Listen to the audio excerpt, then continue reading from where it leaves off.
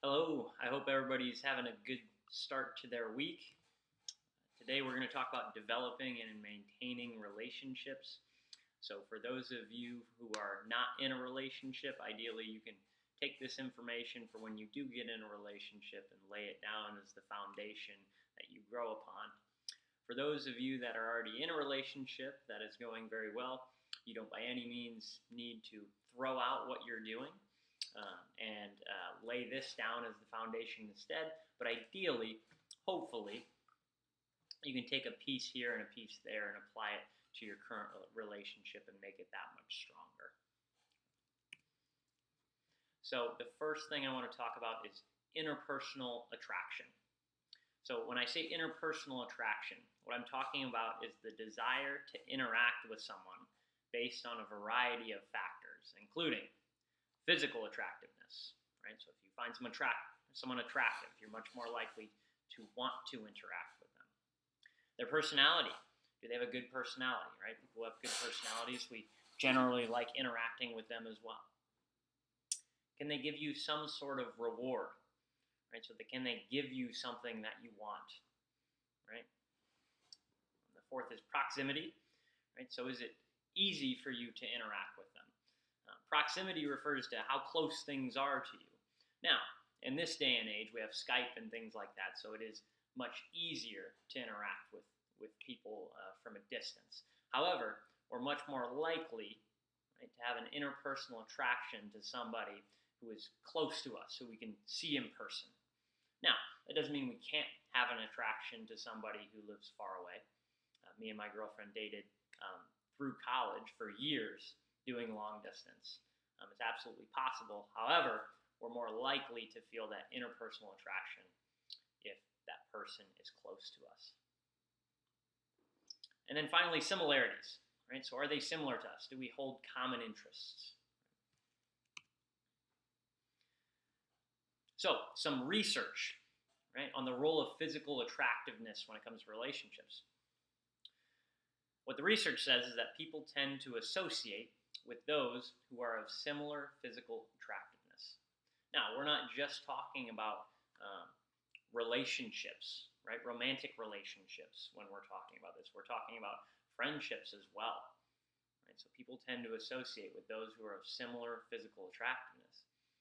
So if you can think back to high school, right? If you had different cliques or groups of people who hung out, a lot of times, not all the time, again, because this is a collectivistic view of the research, right? A collection of different numbers, right? Not an individualistic view of the research.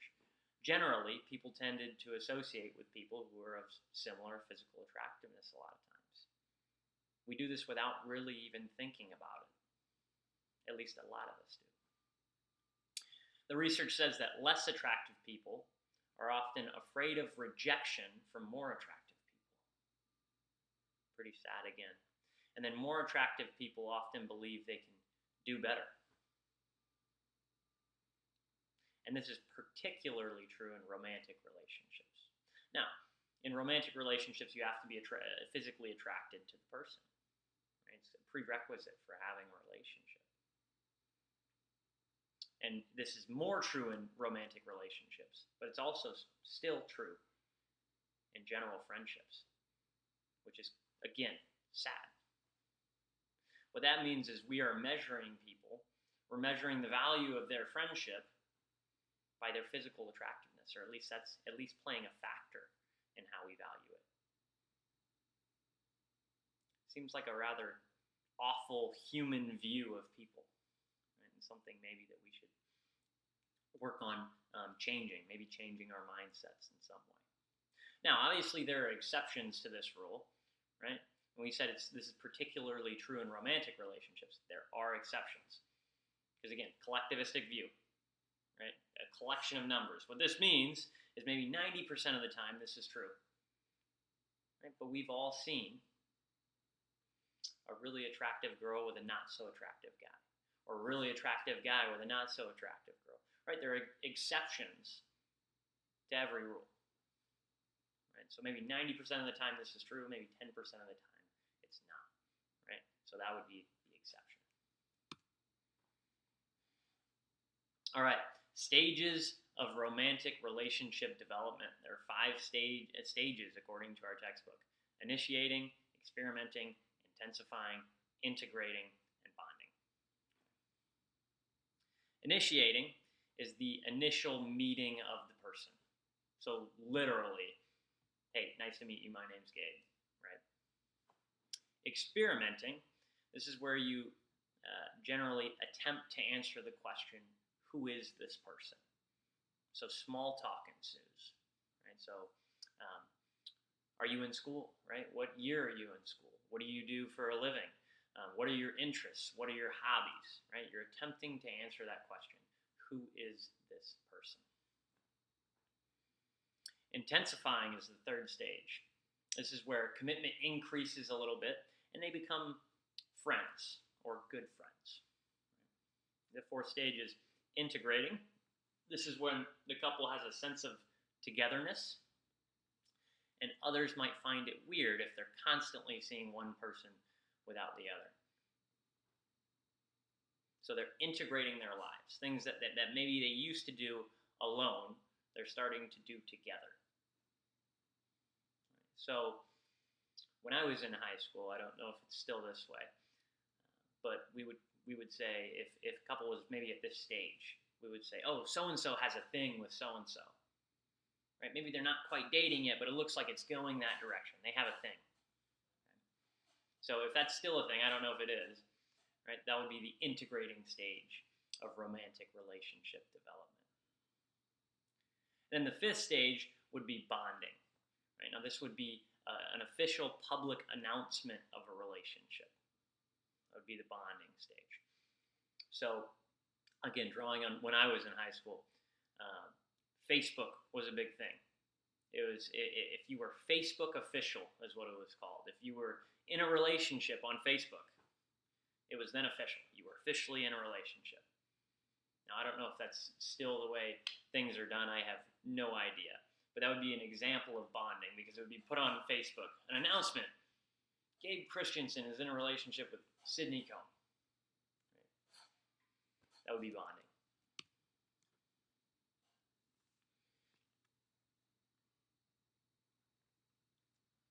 All right, moving into the 5 disillusion stages. So this is when couples are growing apart, maybe moving towards breaking up. Okay. The differentiation stage, this is where differences, right, very similar to the name, right, differences between the couple become highlighted. And we stop focusing on the things that we like about the person and maybe the things that we don't like about the person. So we're becoming very pessimistic about the relationship rather than optimistic. The second stage is circumscribing. This is when information exchange is reduced.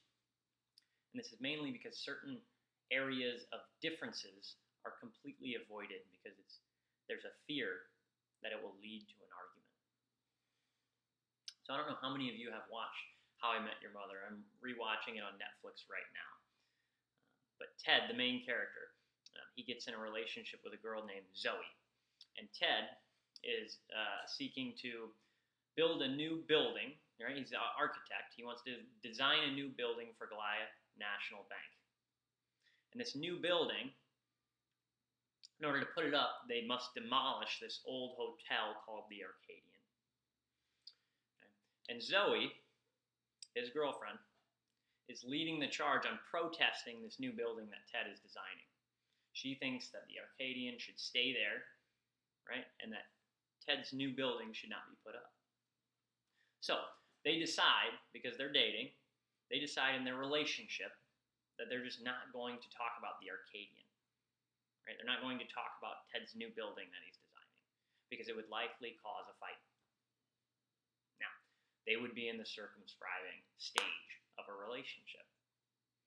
Okay? They're avoiding certain topics because it will likely lead to a fight. The third stage is stagnating. This is where the relationship is at a standstill. And the answer to the question, where is this relationship going, is generally nowhere. Communication is often calculated and well thought out. and there's limited comfortability around each other at this point. The fourth stage is avoiding. This is when the couple generally avoids physical proximity of each other. And then finally, the fifth stage, termination, which is an official announcement, not an announcement to the public, but an official ending to the relationship. Now, it's important to note that not everybody is going to go through all 5 of these stages. The same way people aren't going to go through all 5 of the stages of romantic relationship development, right? So for these dissolution stages, it's possible that you differentiate, then avoid, then terminate. Or maybe circumscribe, then terminate. Right? Maybe differentiate, then terminate. Or maybe you just go avoiding and then terminate. Right? Not everybody goes through all 5 of these. I want to talk about a few possible causes for conflict when it comes to relationships. The first one is poor communication. If you have poor communication with your significant other, a lot of times it is going to lead to some sort of conflict because you are seeing that person more than any other person, and the expectations that you have of each other are greater than they are for other people a lot of times. The second is faulty attribution error. This is when you assume someone is, you assume that the wrong cause for why, back up. You assume the wrong cause for why someone is acting a certain way. Okay? So you assume the wrong cause for the behavior. So, an example of this. If Lysandra showed up late to class, and her showing up late to class signaled to me, wow, she's a bad student.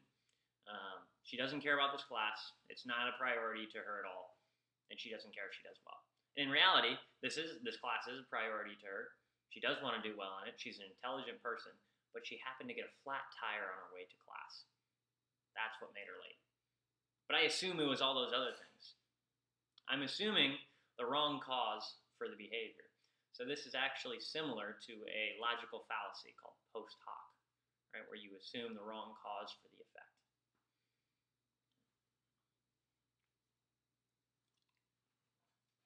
The third one I want to talk about is conflicting preferences or personality traits. Going back to the Ted and Zoe story, right, and How I Met Your Mother. Ted wants to design and have his new building built. Zoe wants the Arcadian to stay. She doesn't want it demolished. Those are conflicting preferences. Because in order for Ted to have his building built, the Arcadian must be demolished. So if you have conflicting preferences, that can cause conflicts. Conflicting personality traits can also cause conflict. My little sister, she's dating a guy right now, and she's a talker. She loves to talk. She could talk your ear off. Her boyfriend, not so much a talker. Really good listener. Doesn't say much. Those are very complementary traits. Because if he was a talker also, right, talked as much as she did, they'd probably butt heads a lot. Right? So conflicting personality traits, right, those will also cause conflict. So when is conflict destructive? Right? Everybody, we know conflict can be a bad thing. So when is it a bad thing? Well, it's a bad thing when it ends with a winner and a loser. Right? I win, you lose. It's a bad thing when individuals act too aggressive and they don't actually express how they feel through their words. They're expressing with maybe their volume, maybe they're yelling, maybe they're angry, right? And you know that because they're yelling, right? But they're not actually expressing how they feel with words.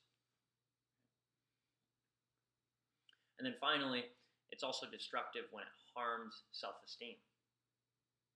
Now, this is something you can't always prevent.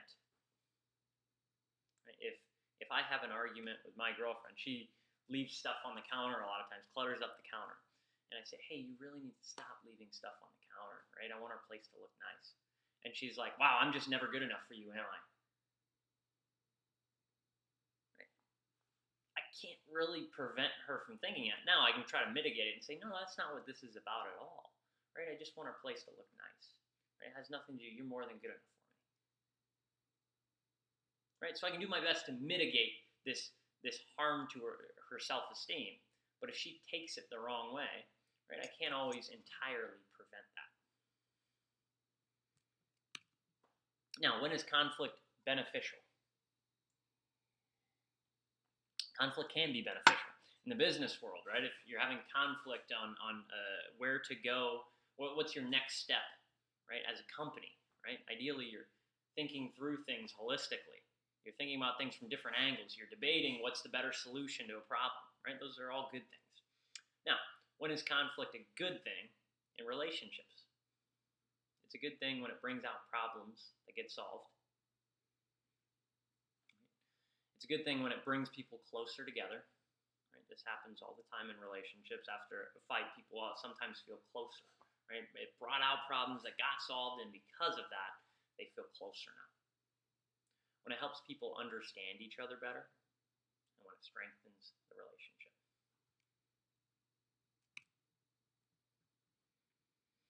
All right, 5 conflict management techniques. These will be on our next test. Just a heads up, our next test will be on May 1st, so be planning for that. I've mentioned in the past that our schedule is changing a lot due to the adjusted delivery of the class. Obviously, us being online has changed my plans for the class a bit. So our next test will be on May 1st. So 5 conflict management techniques: withdrawing, accommodating, forcing, negotiating, collaborating. Now, collaborating is always the preferred method of conflict management, but it's not always possible. So I'm going to give an example of each one of these that I've used in the past that people tended to remember really, really well. So conflict management techniques. Withdrawing. Withdrawing is where you literally remove yourself from the conflict. You leave. So, hypothetical. Let's say my girlfriend really likes, so we live together. Let's say she really likes to sleep with the nightlight on. And I can't sleep with the nightlight on. Withdrawing from this conflict would look like me being like, okay, I'm going to go sleep in the guest room. I'm going to go sleep on the couch. Right? I'm going to remove myself from the conflict. Right? And I'm going to be somewhere else where I can have my own thing, you can do your thing. Accommodating is where you put the other person's desires before your own. So, she likes to sleep with a nightlight. It would look like me being like, hey, you know what? I know I don't like the nightlight, but I know you really like it. So, why don't we just plan on sleeping with the nightlight on for now on? Okay, that would be accommodating. Forcing would be the opposite of this. Forcing would be where I put my own desires before hers. So it would look like, hey, I don't like the nightlight on, we're not sleeping with it on. End of story, period. Right? That would be forcing. So that's the 3rd conflict management technique. Not very effective. The 4th one, negotiating or compromise. If you're negotiating something, it's assumed that there's some sort of compromise. Neither person is getting fully what they want, but they're getting something somewhere in the middle. So, in this scenario, it would look like this. You know what? I really like the nightlight off. You really like it on. How about every other day we sleep with it on? So Monday it's on, Tuesday it's off, Wednesday it's on, Thursday it's off. Right? That would be negotiating and compromising. We're both giving a little bit and meeting somewhere in the middle. Okay. The 5th stage, and the preferred conflict management technique, is collaboration, and this is where you come up with a solution where both people get what they would like. Now, this isn't always possible, right? And it can be difficult. An example for this scenario might be, okay, I know you really like the nightlight on, I like it off. Why don't we hang a blanket in the middle of the room? So that way, your side of the room has a little bit of light from the nightlight, and mine is dark, and that way we can both sleep the way we like. Now, there are cons to having a blanket strung up in the middle of your room, and I promise you it's not the way our bedroom is, and that's not the way we actually sleep. She doesn't prefer to sleep with a nightlight. It's a made-up scenario. But, right, that might be an example of collaboration. Okay? Both people are getting what they want that way. A few relational repair strategies. So if the relationship is going poorly, right, and it's been damaged in some way, how do you repair it? One way is to engage in open and honest communication. Now, ideally, you're engaging in open and honest communication all the time, right? And if you do that, ideally, hopefully, you don't ever need a relational repair strategy, right? Your relationship is generally going to be doing well. The second way is to exhibit willingness to listen to understand, not to respond. Exhibit a willingness to listen to understand, not to listen to respond. Now, this is, in my opinion, one of the most prevalent problems in our society today. People want to listen to respond, not to understand. And this happens on cable news networks all the time, whether they're right-leaning or left-leaning. I'll use CNN, which is obviously very left-leaning. They'll bring on somebody who's very right-leaning, and they start debating a topic. And the person on the left is talking, and the person on the right is like, how can I retort this? How can I debate him? How can I prove him wrong? And then he talks, and the person on the left is like, how can I debate what he's saying? How can I prove him wrong? Right? How can I respond to this? And neither person is listening to understand what the other person is saying. Now, I've talked about how I love debate, and I think debate is a very valuable tool, and I think it's something that's very beneficial. But it's important to keep in mind that just because you win a debate doesn't always mean that you're right on the topic. That's why debate teams are a thing. Right? And that's why I've heard of two debate teams debating each other on something, and this team wins, and then they switch topics, or they same topic but take different sides, and the same team wins. That doesn't make them right on the subject both times when they took opposing views. Right? So just because you win a debate doesn't always mean you're right. Right? However, debate is something that's very valuable. Right? And you should be able to back up why you think the way you think. But I think a big problem is with the way that we rationalize. A lot of times we choose what the conclusion is and then try to reverse engineer a logic trail that leads to our conclusion. Right? And it leads to confirmation bias because we're constantly trying to find stuff that tells us we're right instead of following the logic trail to the conclusion. Don't decide how you feel about something and then try to find a logic trail that leads you to that conclusion. Follow the logic trail to the conclusion. I got a little bit off track there, but generally, right, people listen to understand and not to respond. Or people listen to respond and not to understand, and we need to start listening to understand what people are actually saying, rather than to just throw a retort out there to what they're saying. All right, the third way is be willing to interpret the other person's behavior as well-intentioned. Right, so if they bring up something, they have a problem with something you're doing, right? You don't just assume, wow, that was vindictive. They're just trying to tear me down. No. You assume, man, they're trying to make our relationship better. This must really be bothering them. And if we can get through this, it might make our relationship that much stronger. Right? So interpret the other person's behavior as well-intentioned. Reduce negativity. And so differentiating, right? The first stage of the 5 dissolution stages of a relationship. You're starting to highlight the differences between each other. Focus on the good things, the things that you like about the other person. Be optimistic, right? Not pessimistic. Then finally, seek out support from a third party, right? This is something that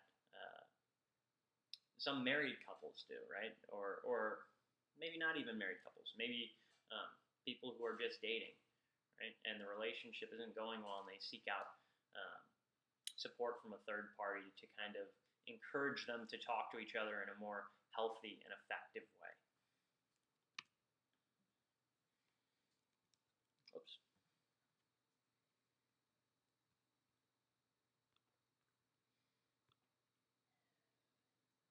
Finally, traits of effective relational communicators. Right, so people who communicate well relationally. They generally have the ability to address issues clearly and avoid ambiguity. Right? So they can identify what the issues are, right, and directly talk about those issues instead of talking around them. Clearly address them. The second thing they do really well is they have the ability to adapt their communication to the situation. This is a term that is going to go along with this is rhetorical sensitivity. This is another one you should know for the upcoming test. Rhetorical sensitivity.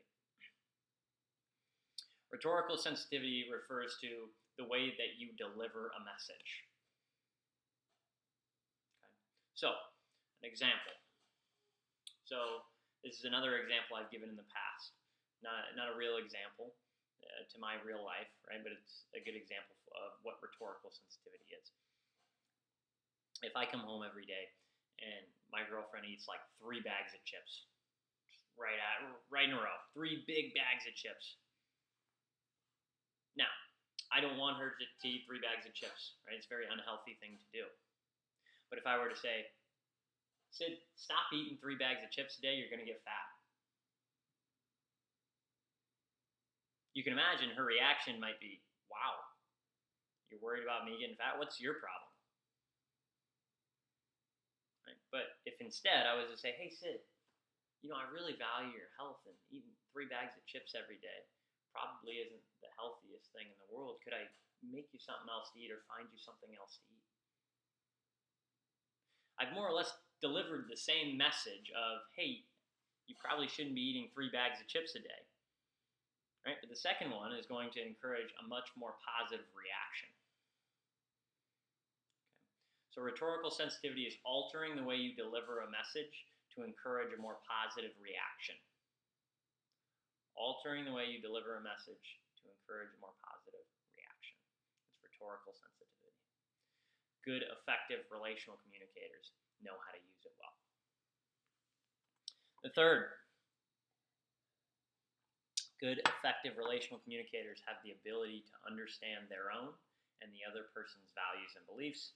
And then finally, good, effective relational communicators have the ability to make the other person feel as though a disagreement does not make you think less of them. This is a big one because this is rampant in our country right now, particularly in politics.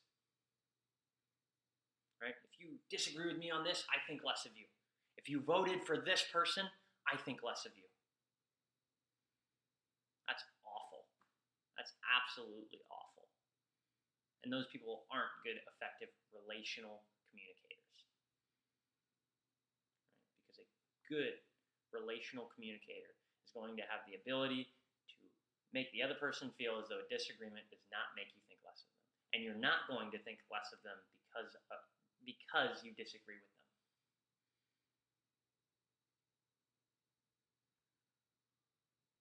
Okay. We need to stop thinking that because somebody disagrees with us, that they hate us. And therefore we should hate them and we think less of them. And they're hateful. No, that's not it at all. We just have a disagreement, right? And we need to address those issues probably clearly and avoid ambiguity. Maybe we need to utilize just a little bit of rhetorical sensitivity while we do that. But stop thinking less of people because they disagree with you, particularly politically, because it's awful. We have the left who hates the right and the right who thinks the left's a bunch of idiots. That's not a healthy political climate in our country at all. So stop thinking less of people who disagree with you. That's all I have for you today. Have a great rest of your week.